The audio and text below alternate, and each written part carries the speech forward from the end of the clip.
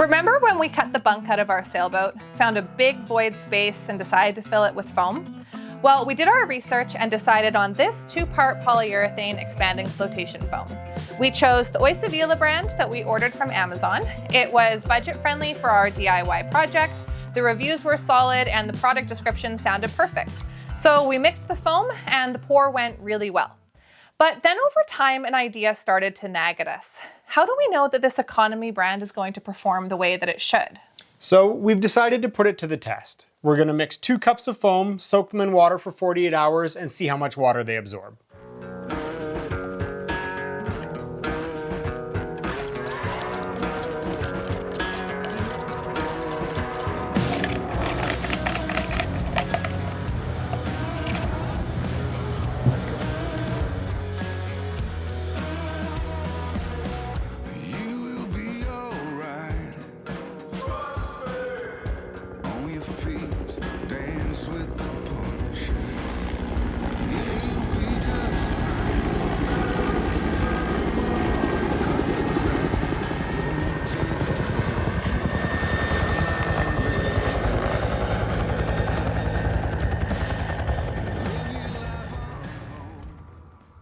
The foam in the bunks is completely encapsulated in fiberglass, so it really shouldn't ever be exposed to the water.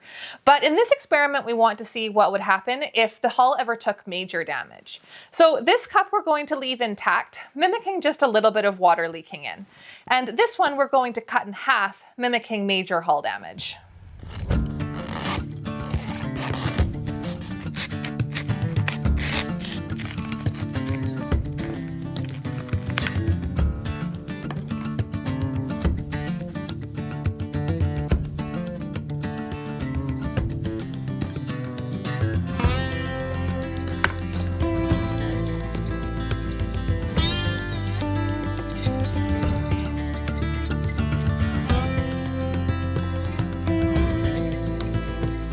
So close. Pretty close to exactly half.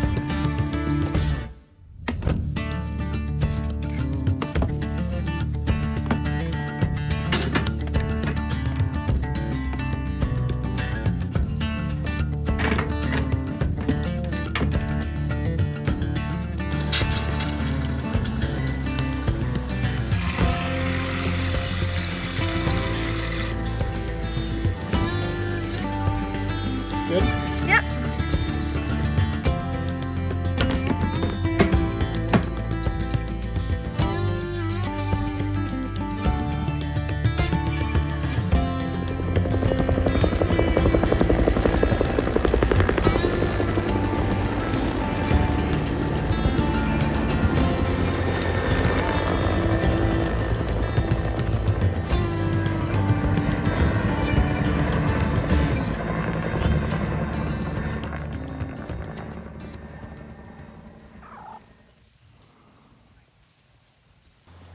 Okay, it's been a couple of days and I think these have soaked long enough, so we're going to take them out of the water now and see how much they've absorbed.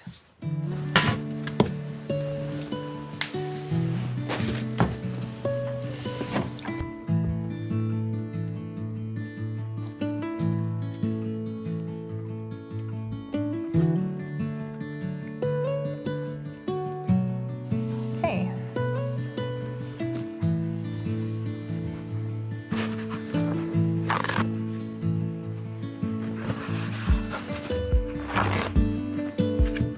We're gonna just pat them nice and dry because we don't want any of the water clinging to like the outside surfaces of the cup. That's not super accurate as far as how much they've absorbed.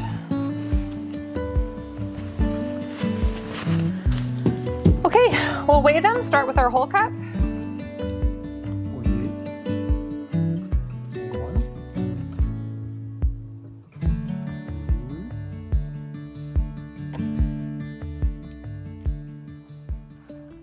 Okay, so here's where things get complicated.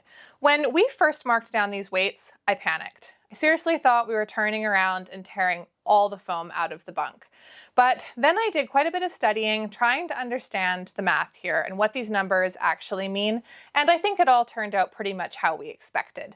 So I'm going to try to explain it, and if there's any chemistry experts here or people smarter than me, please chime in. Okay, let's start with the intact sample. The starting weight, less the plastic cup, was 31 grams, and after soaking for 48 hours, it weighed 34 grams. At first glance, this feels like a huge increase. 3 grams gained, almost 10% heavier, and this is the undamaged cup. But we have to break it down. Closed cell foam is not a solid block, but millions of tiny sealed cells. Those cells are filled with gas, which contribute very little to the foam's weight.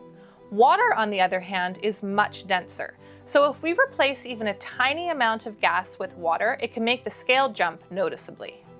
This cup full of water weighs 522 grams.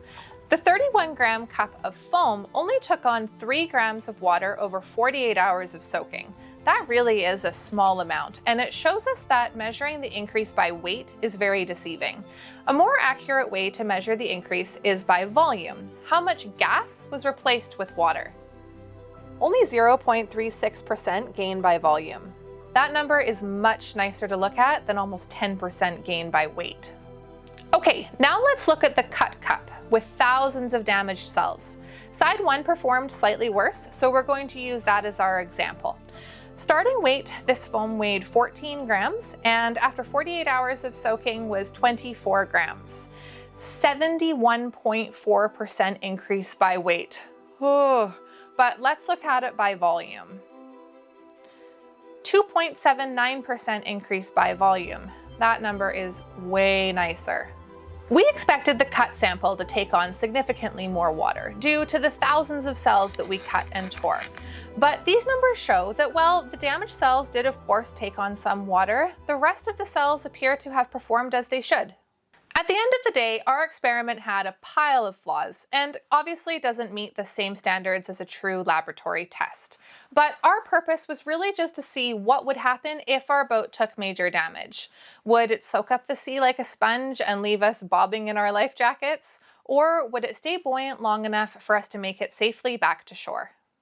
Based on what we saw, we're pretty happy with the results. We don't plan to ever expose our foam to water. Hopefully it'll spend the rest of its life neatly tucked away inside the fiberglass.